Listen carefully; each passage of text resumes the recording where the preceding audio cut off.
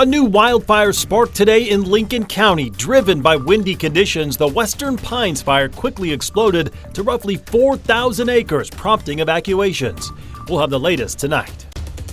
Our wind is easing, but that means incoming wildfire smoke and reduced air quality. Plus, the man suspected of setting a series of fires in and around Spokane yesterday, arrested earlier tonight. We'll have the latest. Good evening and thank you for joining us for the KREM 2 Night Report. I'm Mark Hanrahan. We start with some breaking news tonight. The arson suspect accused of starting 6 fires in and around downtown Spokane has been arrested. Police say Chad Horn was arrested in the Liberty Lake area at around 7 tonight. He is accused of starting a string of fires that left 4 buildings burned in downtown Spokane. Police saying those fires were intentionally set. Just last year, Horn was convicted of reckless burning in the 1st and 2nd degree for starting a string of fires also in downtown Spokane. The Spokane Police Major Crimes Unit is investigating to determine if there are other related fires. More breaking news tonight. Crews are battling a growing wildfire in Stevens County that quickly grew to roughly 4,000 acres. And tonight, we have learned it's also burned structures. It's being called the Western Pines fire, and it's burning northeast of Davenport, prompting level 3 evacuations.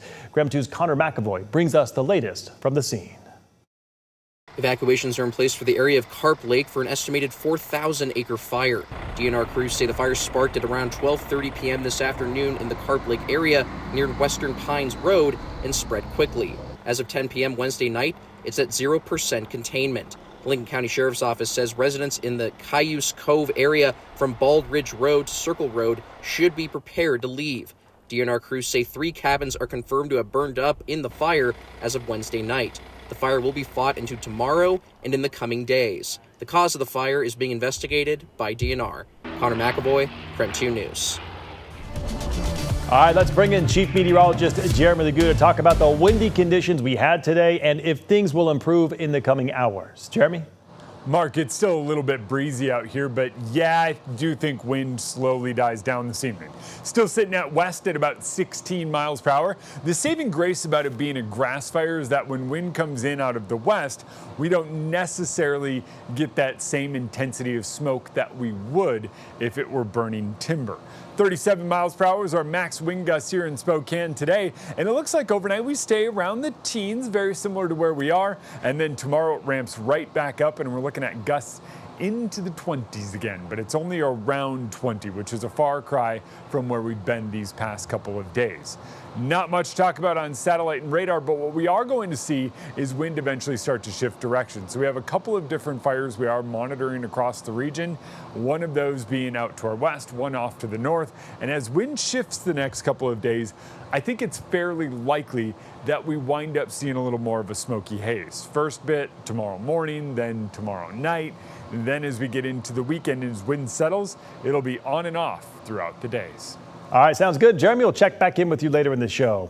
Celebration of life services are planned for the 2 firefighters who were killed in an ambush about a week and a half ago. The first is happening tomorrow, dedicated to Coeur d'Alene Fire Department Battalion Chief John Morrison. Another memorial will take place on Friday, and that will honor Kootenai County Fire and Rescue Battalion Chief Frank Harwood. The services are not open to the public, but people can line up along the procession leading up to the celebration of life at the Hagedon Event Center.